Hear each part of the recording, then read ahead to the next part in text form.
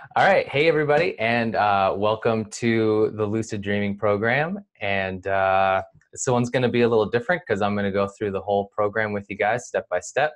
And I'll be checking in and playing the guinea pig, and Brian's going to just kick my ass and tell me what to do. And and it's going to be, we're going to have success together. So that's the plan. And we're really excited to have you guys in the program with us together. So the first part of the program, we're going to take an eagle's eye view of the whole course, and basically, how far do we want to take this, and kind of how grand the view is for where we want to go. So let's see. I'm gonna put up some slides, and we can start to go through the grand view of this course. Honestly, I'm a little intimidated. I'm a little nervous. Well, you should be. You should be. It's like we're setting some pretty grand your life goals. is going to be exposed to the public now. It's not just my cojones on the line here. It's now I feel like one of those trainers that takes one of these big broadcasters and trains them to do like a marathon or a triathlon. With like doing a vegetarian diet or something. Like, oh my God, and it's like the thrill of victory, the agony of defeat. But this is a great thing because, damn, man, it's like people want to know that regular people can do this, right? It's not a special talent that's innate, you're born with. I mean, obviously some people, have an easier time than others or have had more experience with this. But, to see the process in action, right? Mm-hmm. That you're going to go through these stages and you're going to report back to us and report back to me. Like, here's what's going on and this is what's happening. What about this? How do I adjust that? The little nuances that can be done to tweak it. So, because there's a million books out there now, right? Or at least hundreds of books on lucid dreaming. So, some of them, are good, but they're sort of clinical, right? And so it's sort of like, here's the steps to do this and to, experience this phenomena. Others are more fanciful, obviously. And there's, probably, it's a 10-to-1 ratio, fantasy fulfillment versus, strict sort of clinical notes of how to do this, right? So, but, it's a balance, right? I mean, those fantastical ones are, they might be a little fluffy, but at the same time, it's kind of like, we need that for inspiration to keep going, right? We need that, to spur, it's sort of like seeding our imagination, right? And so those are good. And that's why I'm always saying, like, one of the big things that we do is, like anytime we're trying to really bring something up to what I would consider, for lack of a better term, because I just don't have a better term, like, a professional level, right? So it's like, you're not just dabbling in it. You're not just, because, to be honest with you, even in this program, I expect some people, if they just have that first experience and know that it's possible, although, it will be a small percentage, but there will be some people who go like, holy hell, like, oh my God, this is real. And then they were like, I never want to do that again. It was so creepy or whatever. It is not creepy, but that might be my interpretation. Most people that I know haven't done that, but I have known a few that have. And so, the idea is that if you know that it's there, I think for some people that's just perfectly fine, right? Because it starts to expand their awareness of what else is out there and what can be done. And they can extrapolate that information and project it out and say like, well, if that's true, then this is probably true too. And, and they can check that out if that's more in line with what they want to do, right? But at each stage, it's like what I don't see in, in some of these other programs, because there are a couple out there that are, a couple days or a couple weekends or whatever it is. And the difference is that they pretty much focus on that, adventure, which I'm good with, but more of that hedonistic, like that's all there is. It's just a way to get out and have vacation, one night a week or whatever it is. So, Sure. or do a little exploring, it's like, weekend bungee jumpers or whatever, whatever it would be. And so, and it's okay. It really is. I mean, I'm happy that they're doing it and people are enjoying it and getting in there. But, at a certain point, there's certain type of people that, they'll do that and they'll go through it. And then after, a certain amount of time, which usually for these people, it's not very long, right? It's like, I usually think, I mean, for myself, it was probably, 40 or, somewhere between 40 and 42, dreams of just sort of like whooping it up and flying around and doing whatever and, getting more consistent with it. I sort of stopped and went, not there obviously, but when I came back and I was like, wow, I wonder if anything else could be done there, because it's like anything, right? When you can have it any time you want, it's not as urgent, right? You've experienced it. I mean, even for the best things that we have, right, in our life, it's like, if it's just constantly there waiting for you, it's sort of like, okay, well, maybe I could find a different experience and then, come back to this at some other point. Since I can have it anytime I want, it doesn't matter, right? And so I think for those people, there isn't a lot of other things out there to engage them, in this way, where it's really broken down step by step by step, point by point, watching somebody like you go through this. And seeing the nuances, the adjustments, all the things that need to be done, right, to get you to the level that you want to be in and transition from one stage to the next, which we're going to go over now, right? But I just want to say, it's like, thanks for doing this, man, because it's like it's something, it's like you're gonna be on the line here, and it's like, I know there's that that element of adrenaline and everything that will push you. But, as we know, sometimes adrenaline can work against you in things where you're trying to relax and then change states, right? And so, it's like that juxtaposition of the two things. How do we stay excited enough to do it? Because I'll tell you, the hardest time to, the hardest lucid dream to get into is your second one. Because you're so excited from the first one that that you could do it, even if it lasted just seconds, right? And then you snap back and you're like, oh my God. And so you're so excited. But then the next time you go to try it, it's like, okay, relax. Okay, relax. You're like anticipating it so much and you're like, your adrenaline's coming up. It's like, oh, was that it? So the second one's always the hardest because it's like, you're just so anticipating, right? What's going to happen. So yeah, so it's like, thanks. It's like, I mean, because we could have taken other people to do this and you volunteered. So it's like, I think it's, it's good and very brave of you. Well, thanks, man. I'm definitely a little nervous, and I've had a few lucid dreams here and there, but nothing consistent, and nothing that lasted for a very long time either. I've had those lucid dreams where you get in and it's like spontaneous. Maybe it lasts for a few seconds or a few minutes or whatever, but not what we're talking about, not where we want to take this. So right. Yeah. So that's the thing.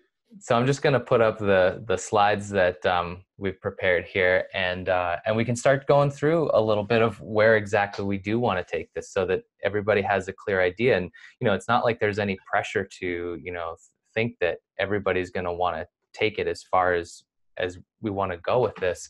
So don't be too intimidated. You don't have to be intimidated as I am. It's like, I really am putting myself on the line. These are the things that I want, and this is where I want to take it. And I think it's a really beyond exciting prospect to think that all of these things are possible, and that it's possible for anyone to do it. And it just is going to take some practice, and we're going to go through everything that is required to get there. So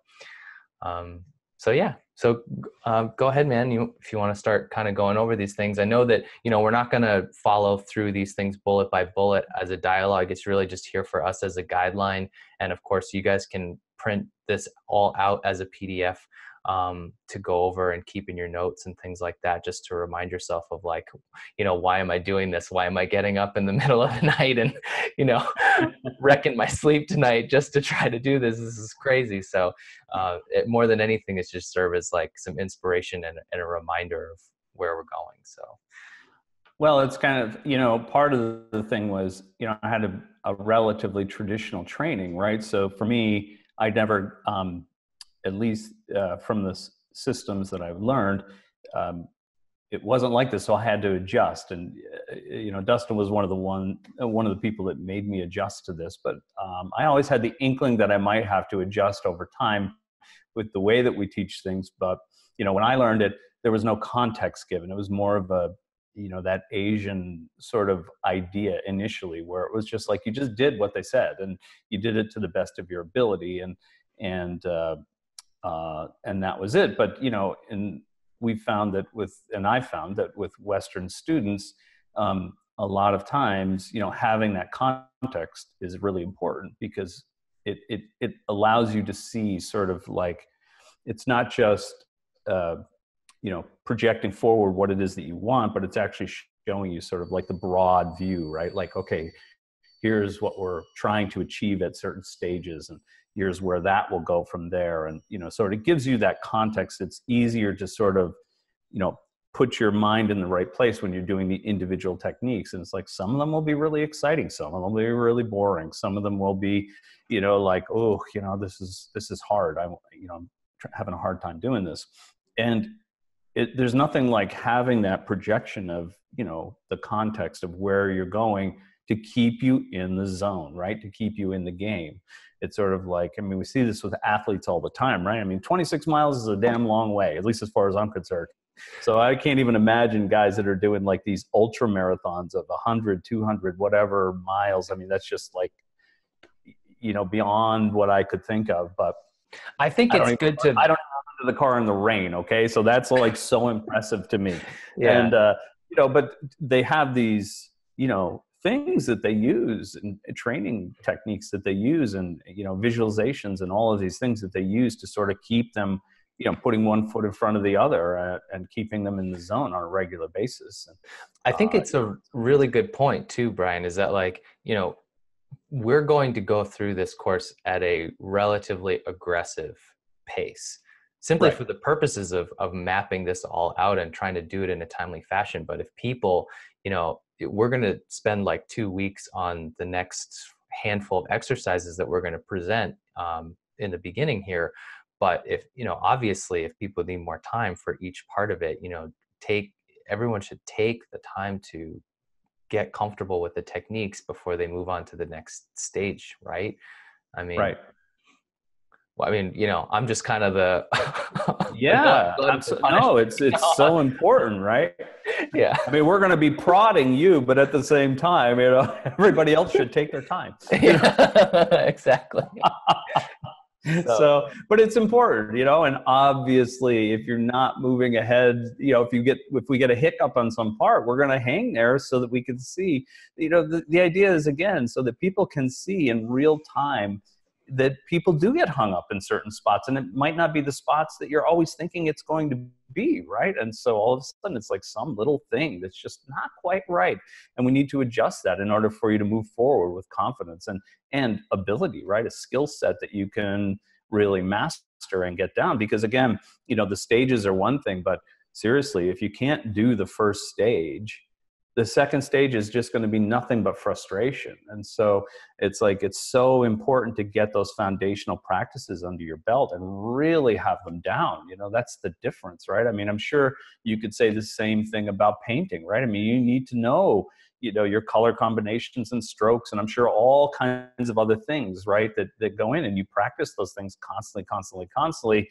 to the point where, you have mastery of your talent, and you're able to produce incredible, paintings like the one behind you that I love so much. And it's like, that people can just get like pulled in, because, it's not just the oil and paint and pigment on the the medium. It's like there's that energetic representation that's also in there that people just they don't know why they love it so much. They're just sort of pulled in.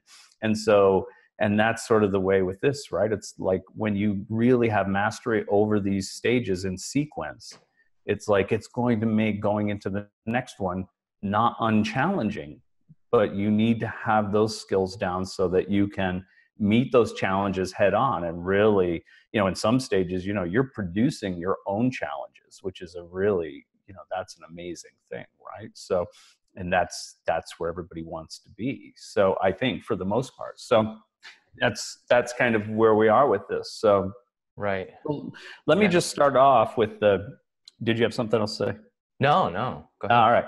So let me just start off with our, you know, which I do with everything, you know, and everyone is, you know, our definitions of lucid dream. Because I think it's so important to start off with the clear definition of what we're talking about when we use certain phrases, use certain terms.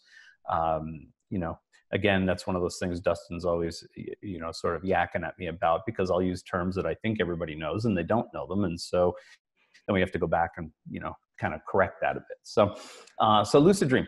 A lucid dream is one where it's not just a vivid dream, right? Because a lot of people confuse that sometimes. Lucid and vivid, you know, sometimes they mix those words. So lucid is specifically where you know you're in a dream and you have your full waking consciousness intact in that dream. And so the consciousness that you're using right now, right here, doing this program, is the exact consciousness that you will have, so to speak, in the lucid dream, right? So you know you're dreaming and you have your full waking consciousness engaged.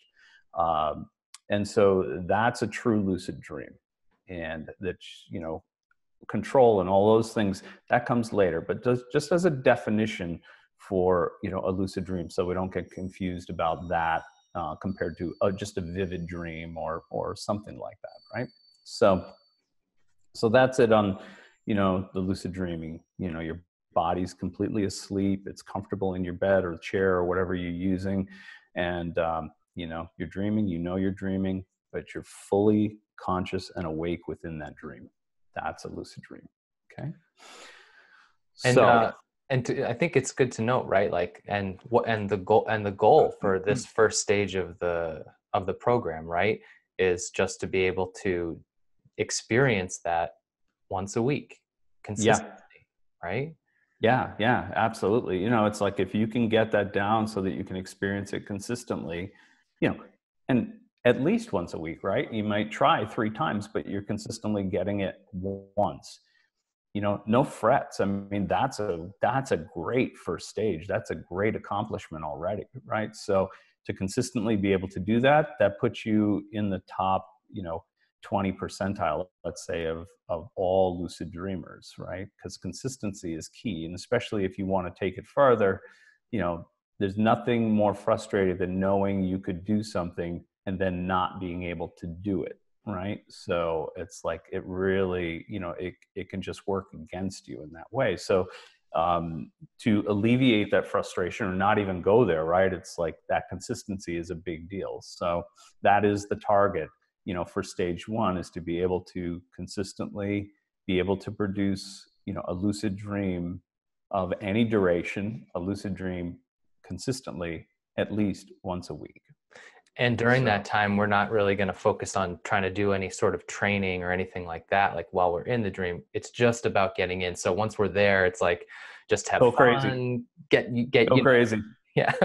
You know, I could, you know, kind of, you know, bang on people on you to like, okay, let's get right in there, you know, drill sergeant, you know, basic training, boom, boom, boom. You know, it's like, that is futile, because nobody has that kind of discipline when they're introduced to something so fantastical like that, right? It's just like, oh, Brian, who's Brian? Woo, out the window, you know, it's like, what training? Woo, you know, I'm going to fly, you know, I'm going to whatever, you know, just anything that you can think of, right? Any place that your mind will direct you and go, you know, you'll experience. So, you know, go have fun, explore, do whatever. There's no boundaries there except what you hold in your mind, right? So that's Right. important to note right from the beginning.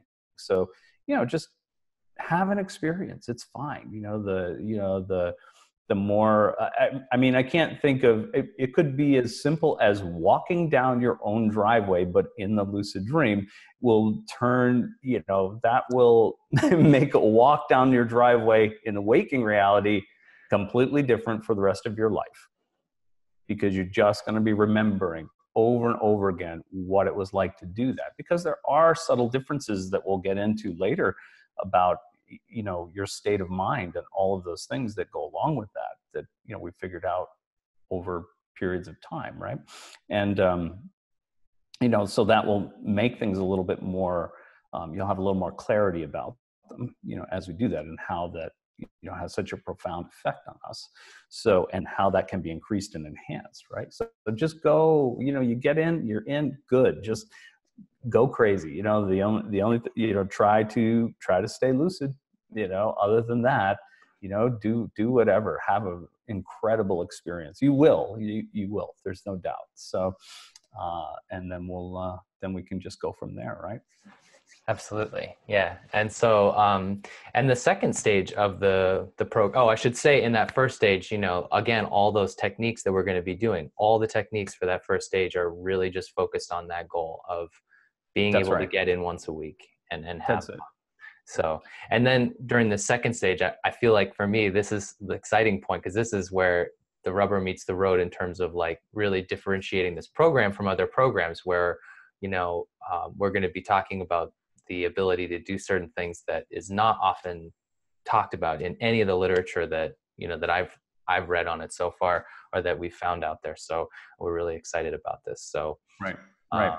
yeah. So one of the primary goals for the second stage is being able to get out 3 times a week consistently, which is a pretty big number, right? I mean, It is. That will put you basically in the top 5% of all lucid dreamers, from what I can gather, within these circles or whatever. I mean, there aren't many people that can do that consistently.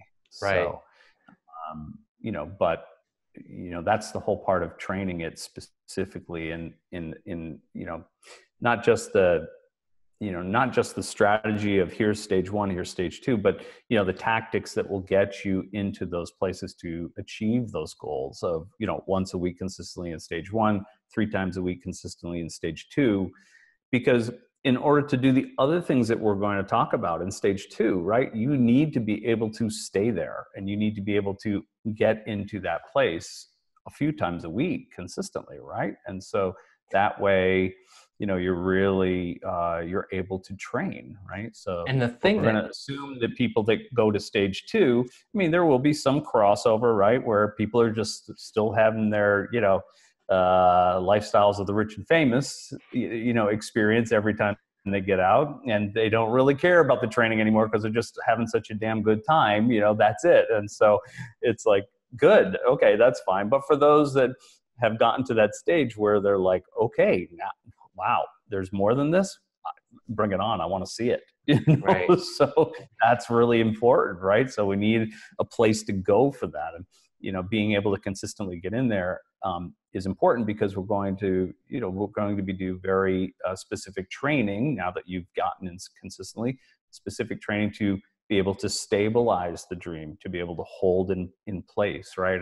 To be able to stay in that lucid state for an extended period of time, right? There's a manner of training that to be able to keep that very consistent and extend it more and more and more to some pretty unbelievable ends, right? So there's that. There's the ability to the next thing to really work on is how to mobile around consistently, effectively, and without losing your lucidity, right? Because that's always, every time we change something up, the big problem is not that you can't do it. The big problem is that in your attempts or whatever, something, some little hiccup happens, and all of a sudden you're awake, and now you've got to do the whole induction again, or try to get back in, or you're so, don't get to that frustration stage again, where it's like the frustration and angst of it is keeping you from getting out, right? Because there's nothing like, when we get anxious and frustrated, right? It's like, even the shape of my body, what I'm doing, it's like, it denotes sort of, a tense attitude, right? And so, and the thing we're trying to do, right, is relax so we can, dissipate the physical body, leave the mind active and aware, and project that to someplace else, right? And so, within you, basically. And so, but, there's nothing that will jam that up like you being too tense or frustrated or angry or pissed off, whatever. You don't want to go there, right? You want to focus on that ability to be able to, like, oh, okay, that was, you know, that was wild, that it's like just that little kind of loss of consciousness for a second threw me right back, and I woke up and was like, oh, I was just there, I was just ready to get to move and do whatever. So you want to just know that don't let yourself get frustrated. Those hiccups will happen at every stage, every single stage, because it's new experiences, right? It's the unknown. I mean, this is what we're trying to prepare for, is the unknown. It's something that you haven't or had little experience with, let's say. And so anytime we're exploring the unknown, the only reference point we have is ourselves, right? And so then we're starting to build out, a bigger reference point. We're including our place, that our takeoff place and our landing place as sort of bases, right? We always go to the same place. That's part of that professional attitude, right? I don't just pop into somewhere. I start out in some place, my home base, constantly, right? So I have a point of reference that is known, and then I move from there, right? So there's always going to be that bit of anxiety, a little bit of tension when we're moving into the unknown. We're hardwired for that, right? It's like the mind, the brain is hardwired for, looking for those things that are, could be of a threat, right? Because the whole thing is survival, right? So we're hardwired for that. So we're using our mental faculty to, acknowledge it and then calm it down and kind of put it in its right place. Okay, I've been here. This is very common for me. The transition's easy. I'm just going to get in there and go with it. And so, but every time we go into a new stage or a new situation, right, that unknown sort of opens up again. And it's like, oh, okay, feeling a little scoochy here. What do I do? So it's like, all right, so that means our reference point is only within us, right? So we have to have that. And that's the reason, that in a lucid dream, we have our full waking consciousness, right? So that we can utilize those tools that we've learned to sort of bring ourselves back to center, right? Bring ourselves to a still point, all of those things, so that we can move in within that good reference point, which is yourself. Right. So and that's a big part of the stabilization and the mobilization absolutely. as well. Absolutely. And one of the things that you just mentioned that I want to cover for people is that, like you said, when you get out into a lucid dream, you start your dream in the same place. And so what that means, is that every time that, for you at this point, and what we're training in this program is the ability to do a wake-induced lucid dream, which means you're getting up in the middle of the night, you're laying down to, in an armchair or wherever, you're consciously relaxing the body, and you're actually going through that transition from the waking state into a lucid dream. You're experiencing the stages in between, and you're consciously choosing where to begin your lucid dream from. Right. And that's a new concept for many people, because, for most of the lucid dreaming that's talked about out there, it's kind of like, well, you just get lucid and then you are wherever you are, or the dream just kind of appears around you. And we're talking about, at this second stage, being able to induce a dream where, like for you, right, you get out on your porch or whatever and walk out into Right. your field or whatever it is. So Exactly. you've changed it over time. And so it's kind of like, but it's that idea that, like, you're not just getting into any old lucid dream, but you're actually going from the waking state in the middle of the night down into dreaming, and you're entering consciously into a specific location every time that you do this practice. So, and then you kind of use that as a jumping off point. So Yeah. that's Because a pretty, it's always good to go from a place of strength, right? And so what's familiar to you, what's comfortable to you, what's known to you is a place of strength, right? So you want to build that out. It's such an important thing, because if you're here's one of those things. It's like, if I had if I had a doorway and it was completely black inside there. Now, even if somebody trusted me, right, and I said, okay, I want you to walk through that door, right, and they go in there, and and all of a sudden when they get in there, the lights flip on, and it's just an empty room, right? They're like, oh, okay, that was weird, but okay. The next time, they do it, and you say, okay, walk in that room. It's completely dark. They can't see anything. And, they enter into the room, and all of a sudden they feel a little funny. You flip on the light and there's broken glass all over the floor, and the next time you tell them to walk into that room, they're going to be like, oh, damn, what's it going to be this time? Is there going to be a tiger in there? Or, what the hell is happening, right? And that's the same thing with just sort of willy-nilly kind of like entering into, any space, right? It's like there's that little bit of anxiety about, falling into some place that's not going to be known or comfortable. And so why do we need to do that? Even that, I think that's one of those points that when people first start and they have a hard time, they might have gotten in a couple times and then they're trying to do it more and they can't. And I think there's that little bit of apprehension that says like, ooh, where am I going to be able to handle what I land into? Am I going to land in the ocean, surrounded by sharks? Am I going to be like falling through the air? Am I going to be, it's like all of these things come up, right? And so that's the conscious mind saying like, I don't know, this could be a little dicey here. Maybe you ought to second guess this, or, like we ought to think about this. And, the tension rises in your body and you just can't relax enough to get in there. So I feel like producing that solid home base basically is so, it makes it so much easier to get out consistently because you're always going to the same place to start. Right. And so it's a comfortable place. It's like nobody much frets about going home. Right. It's like it's their home. Right. So and it's like, where it is and you're comfortable there. I think this is also a good time to address the idea that, like, for a lot of people, they talk about, well, you don't want to fully control your dreams. It's not a good thing to,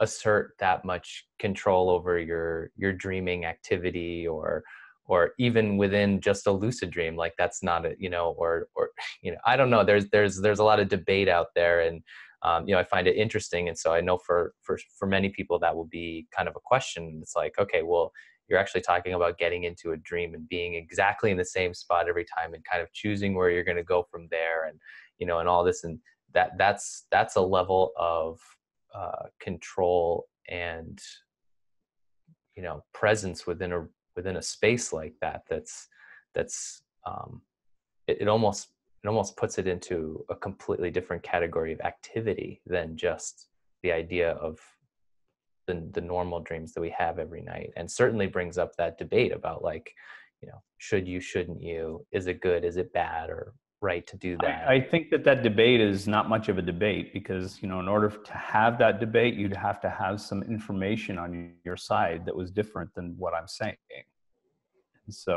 And that means you'd have to have that experience. And I have not met a single person that lucid dreams on a regular basis that if they train, if they've done it willy-nilly in the beginning, and that's perfectly fine, but if they've done it with control, that they had less of an experience. I mean, think about it in waking life, right? It's like, how long, you go to one of these seminars, you learn how to do something, go to one of the greats, Tony Robbins or whatever, you learn how to do something, and you come home and you never get a chance to put it into practice, right? Because you're waiting for that perfect scenario to come up and to have it happen spontaneously. Well, it's like, what good is it, right? It's like, could you produce a scenario that would, that you could then apply that technique to whatever you learned and see how it worked, really, really check it out, right? I mean, the sooner you do that, the fresher it's going to be, the better it's going to be. So I would challenge anybody who said that, your dreams, you're messing around if you're trying to control it too much. Because again, it's a, it serves so many purposes, right? To be able to control. Because what's one of the 7 or 6 basic human needs, right? It's like one of the first ones is certainty. That's what makes us comfortable, right? There's a certain amount of security in certainty. And if you can be, certain that you're going to get into the same place and you have that security, it's like, why would you want to start out in a completely obscure place, especially when you could, consistently, let's say, a few stages out, where it's like you could consistently pull up whatever it is that you wanted to experience, so, do you think that we're not talking about so much control that it's just kind of like, a video game's not even a good, analogy. It'd be like, where you're producing a play and every single part and everything happens exactly the way you think it's going to happen. We're not talking about that. That's not that kind of control. We're talking about being able to start the scenario and then engage it on a very, accomplished level. And so, and I've never had a single person tell me that, that could do that was less of an experience than something that happens spontaneously. And you don't have to wait, right? You don't have to wait for that scenario to come up. It's like if you're dealing with some kind of, let's say, trauma from childhood, whatever type you can think of, and, or, maybe an adult life too.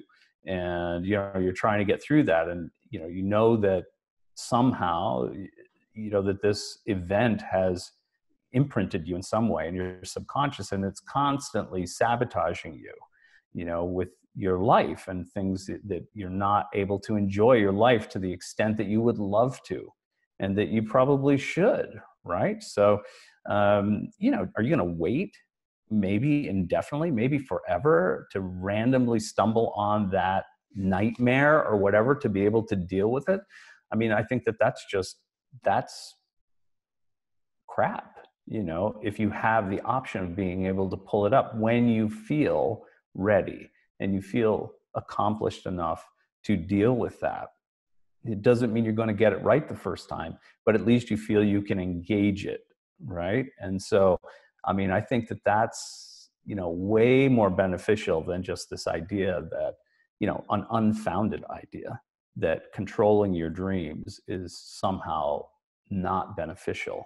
I think that that's just bunk, so, and I would challenge I've read a few things like that too, from a couple of psychologists, I think, and whatever. And I'm like, my first question is, how often do you lucid dream?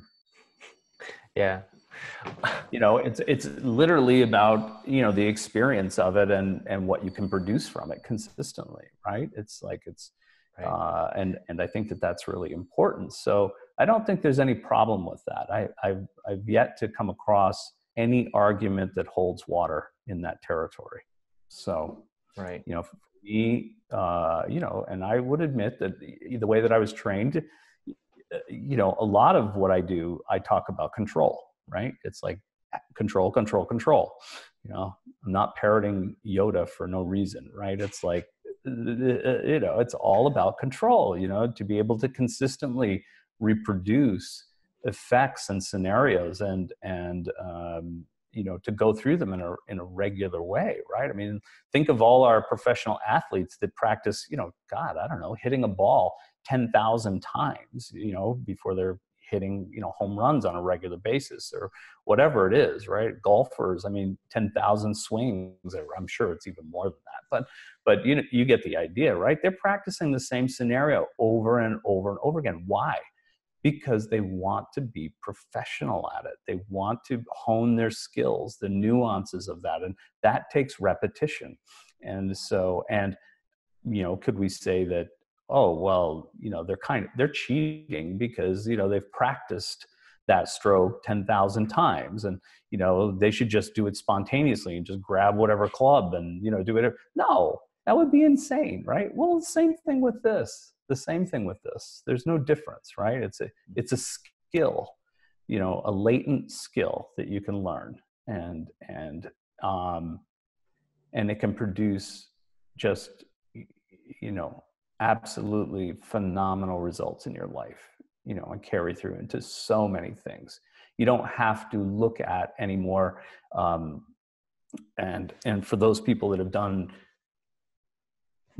read New Thought, done programs and manifesting and The Secret and all, you don't have to put, one of the hardest things to do, right?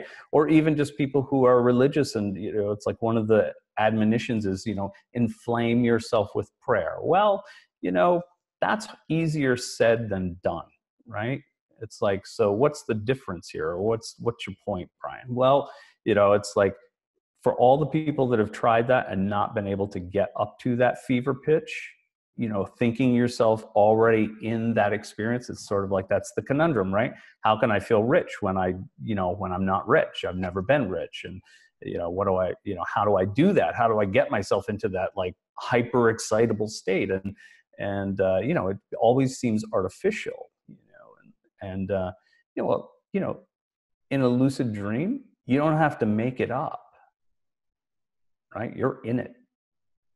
It's hyper, visual, sensory apparatus, sounds and saturation levels of color and, surreal basically. And the feelings are that way too. I mean, you can't not emote when you're, seeing something that's the most beautiful thing you've ever witnessed in your life. I mean, you're not going to be like, oh, well, this is just lucid dreaming and I'm going to, it's like you don't robot out in that, right? It's like you're engaged completely. You don't need to inflame yourself. That's a natural occurrence.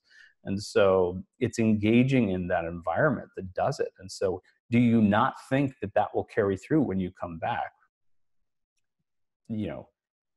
It's going to. I mean, there's no way for you to not have that. Imagine the best experience you've ever had, and then, thinking the next day it's all going to be gone. You're going to forget that somehow.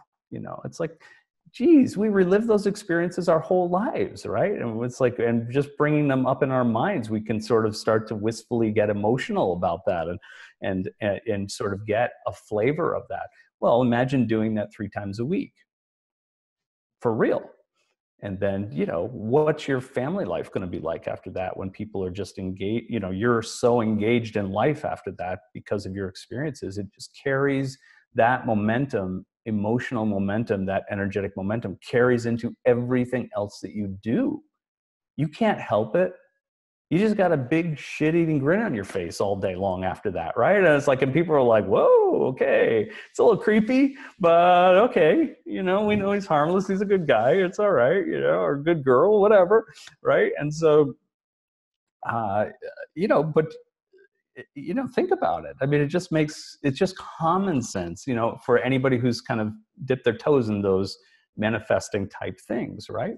And so, if you don't have to make that up, I mean, it's like, I always tell people, imagine, what a normal day at work, and you start off by spilling coffee on yourself or, getting bad news right in the beginning. It's like the whole day is like, I mean, you can get back to your center, whatever that means for you, kind of progress through the day, but it's not nearly going to be as good a day as if you start off the day and the first thing that you open in the mail is a big giant check, right?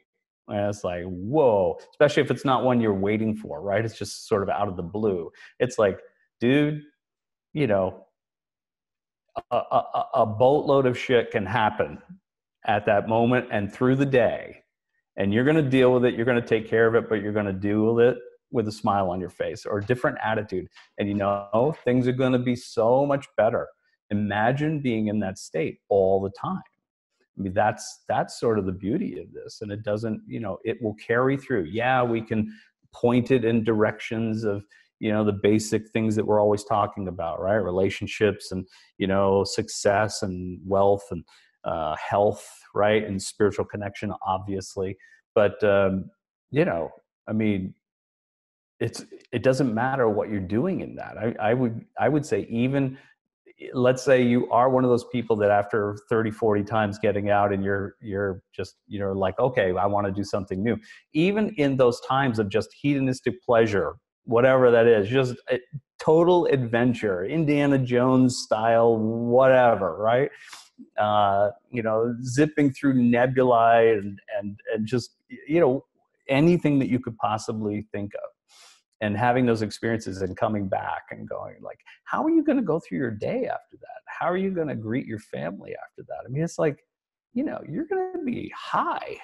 It's like there's nothing that's going to happen that's going to like really drag your ass back down to the ground, and definitely not in the same way that you were before, right? So, I mean, that just keeps being enhanced. I mean, and it does flow into everything else that you do.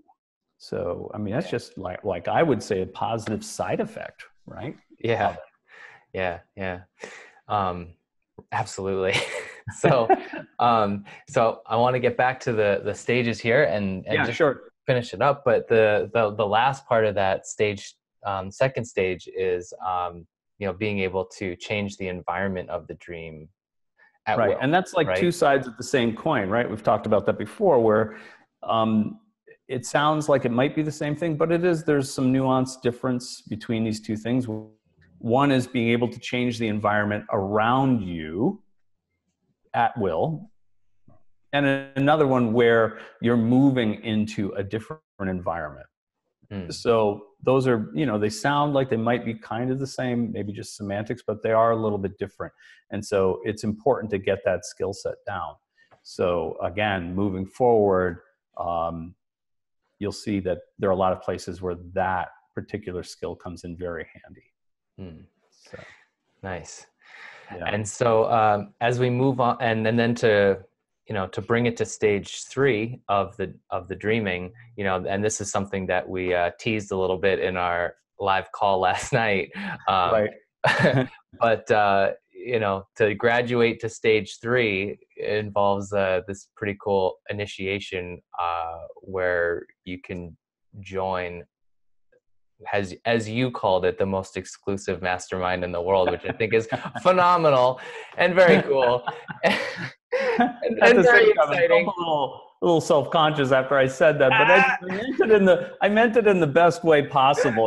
That it's like not, let's say the most inclusive, right? Because it's sort of getting to the point where it's like, you know, it can be both at the same time, right? Because there's no way that you can buy your way into it, right? Well, let's So just it's like, it's describe exactly what that about. is.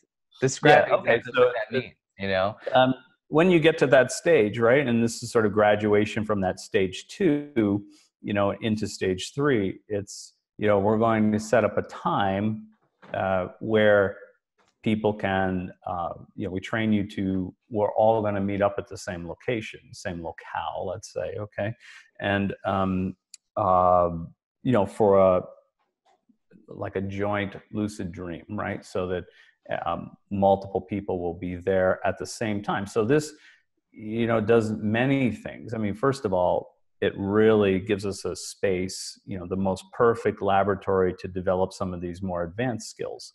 And then, also because the instruction will be, in person as well. And so to speak, right? At least my mental person will be there. And so the other thing is that it confirms for you, via others, right? I mean, not that we need that confirmation, because I don't think anybody will care at that point, but it is kind of a cool thing to have somebody come back and say like, oh my God, when you said that joke last night, that was hilarious. It's like unbidden, they're extending their conversations, not just from in the lucid state, but back into waking reality, right? So that's a nice confirmation for people that wow, I am really doing something incredibly special here, something really cool. And that's And what I that will mean. kind of, yeah, go ahead. Oh, well, that's what I mean about lucid dreaming being treated so differently here. The way that we're training it, it's like when you get to that stage where you can share a lucid dream with you or maybe with somebody else from the group, Sure. it's Oh yeah, it's absolutely. like it confirms that there's a level of reality to what you're experiencing that goes beyond the way that we normally think about dreams, right? Right. It's just kind of this semi-chaotic, non-real internal experience to something that not only does are you experiencing now through stage 2 and well even stage 1 that it's having a positive effect on your physical daily life, but that there's something more to it. Like if I can Mhm. meet up with you in a lucid dream, and we can come back and say, yeah, this happened and this happened, and yeah, oh, yeah, I mean, yeah, then you said that just like we normally would, when we're together in person. So it definitely changes the nature of how you're even thinking about what the substance of a dream itself is, because it Right, because becomes I more mean, substantial. it will be something that people will, they'll have to go back to the drawing boards and rethink their conception of this whole life, really, because I mean, even for people that do lucid dreaming, I mean, again, to be able to do that consistently would put you in the top, probably, I don't even want to guess now, 0.01% of all lucid dreamers to be able to consistently do, sort of a shared lucid dream, right?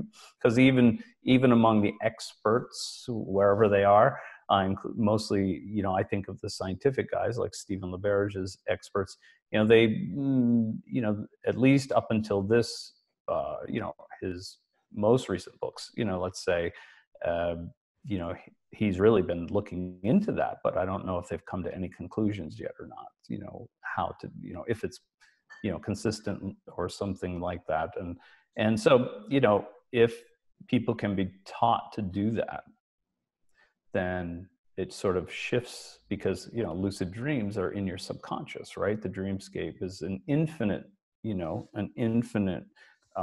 universe within inside your subconscious, right? But as um, like anybody who's practiced any kind of or studied any kind of esoteric arts, right? The idea is that we speculate that you know whether you call it in there, out there, whatever, that things are sort of that your subconscious, at least from the things that I know, the subconscious is your operating system with God, and so moving into those states of what other people talk about with astral planes, akashic records, and having this access to go through this library of all human experience type of thing, right? And so what does that tell us? If we can actually share consciousness that way, it means that those things are probably true, right? Because otherwise you would just be in your subconscious and there'd be nothing,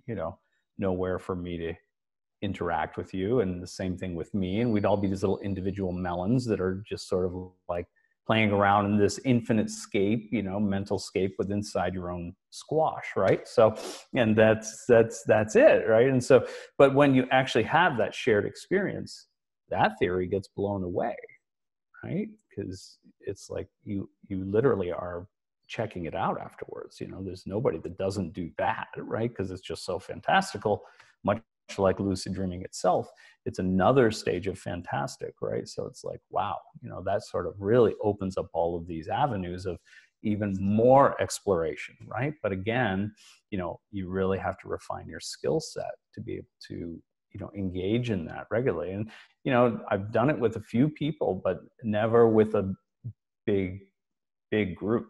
And so that's going to be my challenge, right? Is to be able to, to be able to do that and hold that space, basically. So, and I'm looking forward to that when people are up for it. So, and, Nice. but, as far as the mastermind goes, it's like, like I was saying before, why I said it was the most exclusive is because, people complained, like, oh, these societies and whatever, if people have enough money, they can buy their way into the top level, or they could do this, or they can, people will let them in because it's, they're a friend or whatever it is. It's like, I don't care how many of my friends, want to get in. There's nothing I can do to make them get in or bring them in, right? They have to do the work, and they have to get to that level where they can, be in that place. And so, and that's what I really meant by exclusive, was that, there's no way to circumvent the process of getting to that place. If you can get to that place, well, you're in, right? So it's like, and I find that to be, somewhat comforting as well, right? So it's like it's out of my hands at that point. It's like people can get in for their skill level, right? And that's it. And so yeah, so I like that idea a lot. It's self-regulating. Yeah, and it's very exciting. So It is. definitely something to shoot for. So, and let's talk. There's a few other things that we're going to talk about in stage 3 that don't involve shared lucid dreaming, but other Right. slightly more advanced things that once you can control yourself and stabilize, that you'll be able to do, and we're going to talk about it. Right. So, at that stage, I mean, you're able to engage aspects of yourself, which is all of your lucid dreams are all just aspects of yourself. Remember, the thing that continues from regular dreaming to lucid dreaming is that lucid dreaming still is the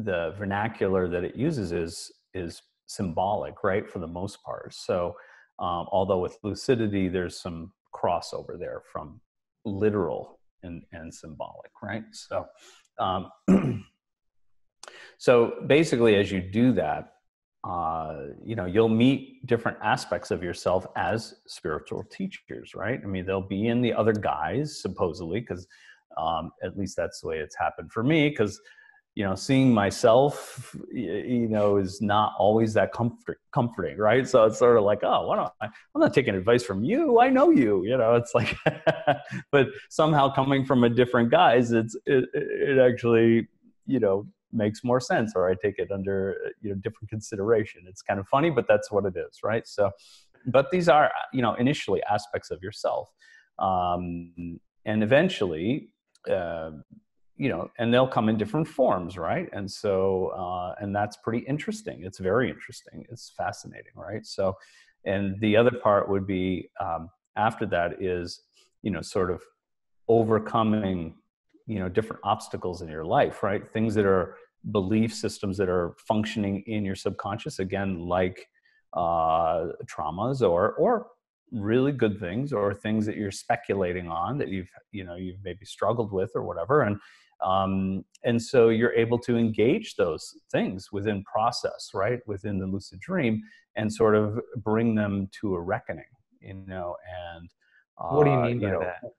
well, it's kind of like, let's say it's a trauma experience, and now you're at a place where you're solid enough and you feel like, okay, I can engage this. I know I'm safe. I know that, it's not going to, damage me in this way, right? And so, and I have all the tools that I need for the most part to put this under control, right? And to go through it in a way and understand it in a way that I haven't been able to at this point, right? Because a lot of those traumas, I mean, they're not all, a lot of the things that manifest from those traumas later on in life, right, are things that are sort of in our subconscious, right? And they're hidden.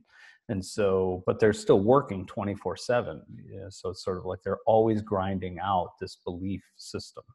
And, so people that, it's not all self-sabotage, right? But a lot of times people will get to certain stages in their, in success or relationships or whatever, and they fall from that place. They never really get to that last stage. And it always seems like something just comes up, and it's like, you got to look at that and say, like, is it really external, or am I doing things at a certain point to sort of trip myself up because I'm acting unconsciously on that, belief system that's sort of from a past trauma or something else, right? So it's a way to engage that, because once you do that and you really understand it on every level that you need to, then it's like you put it under control, right? It becomes a strength instead of something that's draining you on a daily basis. It shifts, right? You're in your subconscious. So when you shift it there, it's shifted, right? It's not like you have to go back and do other things for the waking reality to do that. You're just going to automatically, it's going to start producing a different effect, in your waking world, right? Because you're going to have this extra energy. First of all, that's what most people notice, is they have this boost. They have a little more pep in their step, right? And so, and then they notice that as they're moving toward their goals in whatever area that they're really just sort of like there is no tripping, there is no, coming up against, obstacles that can't be surmounted, right? It's like you move through it in such a positive way. And like, how, it seemed like I'm doing the same thing. How come it's moving so well? Well, you know, you're not doing the same thing. Obviously, same thing, same effect. Same, result. It's not that. It's that you're doing things subtly different, from having that under your own control. That produces a different effect in your life, and it's easy to see the outcome from that. So it's a great way to sort of move yourself into a better place in life, and not let these things, these past events, control you, or run roughshod over the rest of your life experience. I mean, that's a sad state of affairs, right? So this is definitely a way to get through that. Cool. And then these last two pieces of stage 3, maybe you can talk about that a little Yeah, bit as sure. well. So when you're going through that and sort of dissolving these, these beliefs that don't serve you anymore, and collecting that energy, it gives you a boost in a lucid dream as well, right? So you have a little more energy, you have a different understanding of the world and the way it works and your place in it, right? And so at that point, you'll have other questions that come up, and that's when I usually find that people are, they can experience a genuine other, something other in your dream, that, yeah, it's part of you, but it's more than you, right? It's not just an aspect of you anymore. It's independent. Now, there can't be a complete, um, let's say, complete separate uh, idea of these things where I'm completely independent and it's completely independent, and there's no contact point between, right? So because I have to, I'm engaging you, I'm in a way that there's, if I had no reference point in myself for that aspect, right, I would just, I wouldn't even recognize it, right? I wouldn't have any sort of perception of it, right? So So it's you're those points that are similar that, kind of link us together, and allow me to perceive this, genuine other that comes in, and demonstrates to me its otherness, right? It's like meaning that it's beyond just it's a a very projection of tough. your subconscious. Yeah, exactly. It's not just you pretending to be Jesus Christ or whoever, right? So, or the Buddha, or whatever, Sylvester Stallone, who knows, right? So it's like, so it actually, is that aspect of the one, and is engaging you on a level that's beyond what you can imagine at this point. So, and and and that's how, you can compare it to those times when you've engaged those aspects or something similar, and you knew that they were just, aspects of yourself that were sort of, built up to that. This is a completely different scenario. It's very difficult to even describe, but there is a knowing, um, and a presence and a knowing within you, that this is something beyond just an aspect of yourself, right? So, and that's a very cool thing, right? So, and it doesn't happen all the time. It's not like, oh, I'm going to do that 3 days a week this week. It's like, no, it doesn't work like that. It's a very, that's something, that I'm still playing with as far as control, goes. Can you invoke this other, in whatever form, and engage it, when you have the need to do that. And so, you know it's it happens, but not as consistently as I would like it to be. So I'm constantly working on that. So, and we'll see where it goes from there, right? So, Cool. but it is a pretty cool thing. So, Nice. And the the last thing that we'll talk about, um, And this may be something, aspects of this conversation may be woven into the dreaming course as a whole. You know, it'll be touched upon certainly, but at some point in the dreaming program, we'll devote a little time to talking about what stage 4 looks like, or what dreams of clear light look like, As much as we can. and the You know. idea of constant consciousness, which is something that you've talked about as kind of an ultimate goal. And so maybe you can describe what that means a little bit, and Sure. what I mean, dreams of clear light are very, that's definitely one of those stages where we can explain a little, but it's not going to be easy to articulate. You have to experience it. And everybody's experience is slightly different. It's sort of like the entry territory is pretty much the same, but their personal experience when they're there is very individual. So it's a little hard to explain that, right? But the idea of constant and that's something that I first thought about and picked up from a monk that I was talking to, and then sort of expanded that idea, and I've been playing with it for a while. And but the idea is that, you know, if, you know, when you're doing lucid dreaming, you're getting incredibly good sleep, right? Your physical body is very, very rested because you're really out, right? So it's not like you're agitated. And if you're running in your lucid dream, you're like running away in your bed, you know. It doesn't work like that, right? So, you know, the extended periods of time that you're in that state, it gives you, you know, incredibly good sleep, right? Because incredibly good sleep is something you need in order to progress through this training, right? You really need to have a nice, stable sleep routine. And, but the idea is that, you know, sort of extending that idea of the wild, you know, in stage 2, where we're, you know, wake induced lucid dream, right? So where you're, you know, you never really lose consciousness. So for me, it's like if I, you know, go to bed and I'm going to do that from bed, you know, we'll talk about that. Then I'm going through my induction and going right into the wild. So I'm never really losing my consciousness. There's a continuity between, you know, your waking reality and then your lucid dream, right? You're never really losing, even in the transition, you're not losing your consciousness.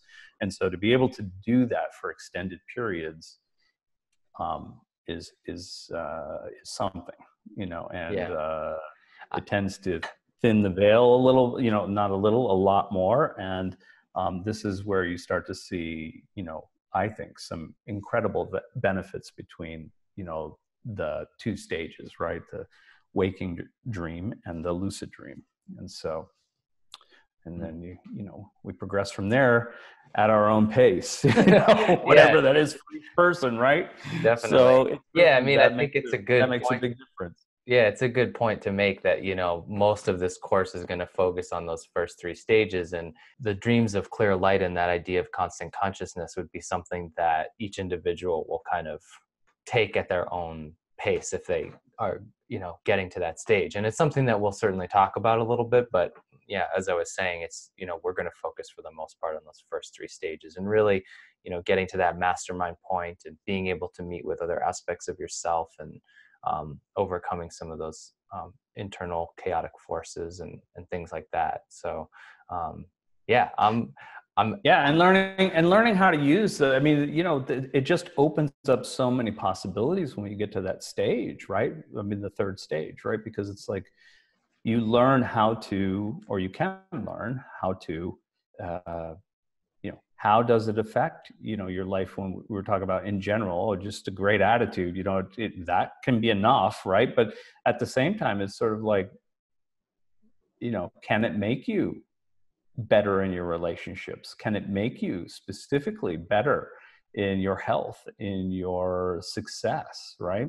mm. Imagine imagine the perfect lab for any of those things, You know, right? it's interesting, and I'm glad you brought that up, and I wanted to mention this because I think this is something that we should put.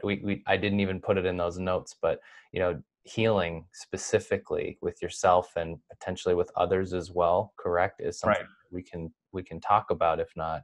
teach Right. in this program. Well, that's it. And we can, hear back from our members about how interested they are in those subjects. But I'm thinking that at least healing, for yourself, for your physical body as well, is going to be one of those key things. And maybe you could just touch on that a little bit before we wrap up this first segment, because it's a Yeah, huge I mean, topic. it's a big aspect, right? I mean, it's like, it's not something for everyone. You don't have to do it. It's not something that's required. Like, I'm not requiring anybody to go out and give service, right? It's like at a certain stage, again, everybody's gonna, one of those 6 human needs, right, is the ability to contribute, right? And so, they may want to do that at some point, but some people, they'll contribute in other ways, right? As healing's not their thing. So, but at least for yourself to know, like, let's say if you were doing something like the burning meditation, actually in, your lucid dream, well, you're going to get, a magnitude of efficiency, at least compared to what you would do even if you've done it for years here, right? So that clearing and because your body's already in a profound state of relaxation, right? And we know that that's sort of continuous with how much effect actually gets transferred back, right? So that physical body needs to be offline as much as possible. And so what you're doing energetically, and you're feeling it, you're seeing it, you're experiencing it 100%, right? And so there's no guesswork in that, right? It's like it's happening around you. It'd be like any meditation that you could imagine that you've done here, and to the effect that you've imagined it so well, you're seeing it pretty well, you visualized it, you've done this, you've done that, but there are certain parts that you're kind of going, you may have seen the results, but you're going on faith that that you're, this color of light is around you, or that color thing, or you're burning this off with, black stuff is coming out and you're burning it off with a red flame, or whatever it is, right? So, and all kinds of meditations like that, there's a certain element of like, we're getting the results or we wouldn't keep doing it. But as far as the process goes, we're refining it and making it better, but is it ever to the point where it's actually, like this, this solid, this real, this firm, where we're literally walking into that environment, right? And so in a lucid dream, yeah, there's no like sitting there and closing your eyes and relaxing. You're just going into it, and you're seeing that, with burning, let's say, yellow light, moving through. If you're used to some kind of journeying meditation, you're actually walking that path, you're actually moving through that territory. So you don't have to make it up, and you don't have to think, oh, am I relaxed enough? Am I getting something out of this? What, am I going through the stages in the right way? You are, because you're seeing it, you're experiencing it on every sensory level that you can imagine. So that's huge. That's And a this huge is thing. something that we've talked about too. And you've said that, it's not, if you could watch somebody, let's say, performing a burning meditation or some type of clearing within their lucid dream, if you could sit and watch their physical body as they're doing that, you could see the effect that that's actually having on their energetic body as they're doing it. And that's one of those things that, such a profound idea. It's like, again, it's at another level of, it's not just a dream, because it's, all this inner work, this energy work that we're talking about doing all the time. It's like we're counting on it having an effect in our world. And that's something that we're having, we're producing an effect internally, and then, witnessing changes externally. But how much more dramatic would those effects be, right, if we could completely enter into the domain of our internal 100% and do that work there, right, and then Right. experience that being projected out into our world. And so, Exactly. I mean, like, imagine the sense of confidence that somebody, let's say somebody is really like, just so almost, um, uh, I don't want to say pathologically, but, like they're just like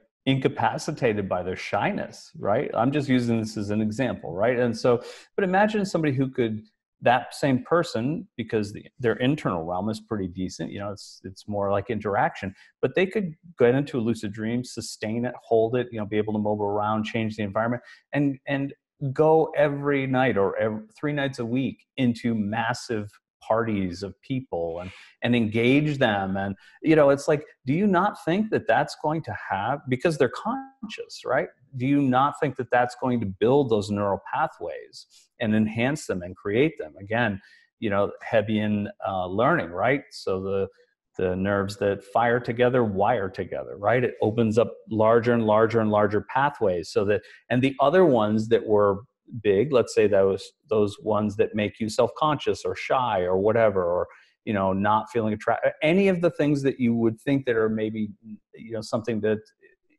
you believe, right? It doesn't matter what other people think. You believe that that you can't stand rejection, or whatever. It's going to crush you. It's too embarrassing. All of those things, right? And it's like those neural pathways, as you experience these things more and more, and you're more into it, and and you're failing, and then you're surviving, and you're going, and you're doing it again, and you're making it better, until finally, you're the belle of the ball, right? And all those little things that have kept you, maybe stuck in a place here, those are going to pare down and be pruned away, right? When these other ones are built out. I mean, that's the way it works. That's not new age woo-woo, right? I mean, this is neurology, right? So it's like, that's what happens. That's when we learn a new skill, right? It's like, or we break a bad habit and we put in place a new habit that's good for us, right? It's like, instead of always hitting the ice cream, I'm going to hit some celery or whatever, and so eventually you come to enjoy that, right? And the other one gets pared away because it gets less and less and less activity, and the other one gets more and more and more. And so it becomes this very easy, you're building programs in your mind that are that are transferring through to your body, so that you can experience a different mode of life here in this, in the full life, not just your dreaming life, but in this physical reality as well, right? And this So is where we who go. wouldn't want to do that? Yeah. And this is where we go beyond those ideas of like, this is just the way I am. Right. Just the way you are is just the way you think you are. So change your thoughts, you'll change yourself. And if you can add, it's one thing to say change your thoughts, but if we can change your experience, or you can change your experience, and you're experiencing it over and over and over and over again, there's no way at that point it's going to become so common for you. It's going to be your common experience, and you're going to engage it here as if it was just like there, because you're not even going to be able to help it. You're just going to move into the crowd in that example in that way, right? Because you've done it so many times. Who knows? Maybe it's 10 times, maybe it's 1,000 times, but each increment, it will make your life here so much more full. And I think that that's worth it. I think that alone, whether you're going off to some, great spiritual, end result, or, whatever it is that you want to do, right? It's like, if this is an aspect that you can learn, if this is something that you can learn to do to give you that experience, and at the same time produce an experience in this life that you would prefer over what you experience up to this point, then wouldn't that be worth it? Would it be worth the discipline to be able to go through the exercises, to, interrupt your sleep? It's not such a big deal, to do this, to do that, it's like, go through it, so that, because knowing that is a goal and experiencing that, and what's the alternative? Just kind of stay in that place your whole life and move on afterwards, thinking the whole time like, why couldn't I have a life that was filled with this or that or the other things? It's like, that's just regret. It's like, you can. It's just, the traditional ways that we think about it here, going to therapy, or, this, that, and, if you're afraid of public speaking, going to Toastmasters. And I know plenty of people that have gone to Toastmasters and they still stumbled when they were up, giving their speech for their brother at their wedding or something. It's like, and so these hitting the problem from that same level that it's created, it doesn't work, right? Or very rarely works. So you got to go above that. And so I don't know anything that's above this other than some kind of like, epiphany, thunderclap, and, your holy guardian angel shows up in front of you and says like, I think you've had enough shit for this life. Let me just, what do you want? What do you want? I'm here for you, pal. What do you want? Just let me just produce this new life for you. It's like, maybe it happens. I mean, I haven't been that lucky, but but barring that, I mean, what else are you going to do, right? So, I mean, this is a method that anyone can learn, really. With a minimum, with a certain amount of discipline and sacrifice, obviously, but you can, and the effects that it can produce for you are so far-reaching. It's anything that I say is going to fall short of what it actually is for each person. Yeah. Right. Cool. All right, man. Well, thanks. And we're going to get on to getting into these practices, because we got to get me up to speed. That's right. Got to get you up to speed. The whole world's watching you now. It's like, instead of the Truman Show, it's the Dustin Show. Oh, geez. Well, I hope you all enjoy. Here we go. Good luck to you all. Good luck to myself. We're pulling the trigger. That's it. Pull the trigger. There we go. All right. All right, buddy. We'll get on to the first of the exercises and start looking at the schedule. So sounds great. Here we go. Thank you. All right. You're welcome.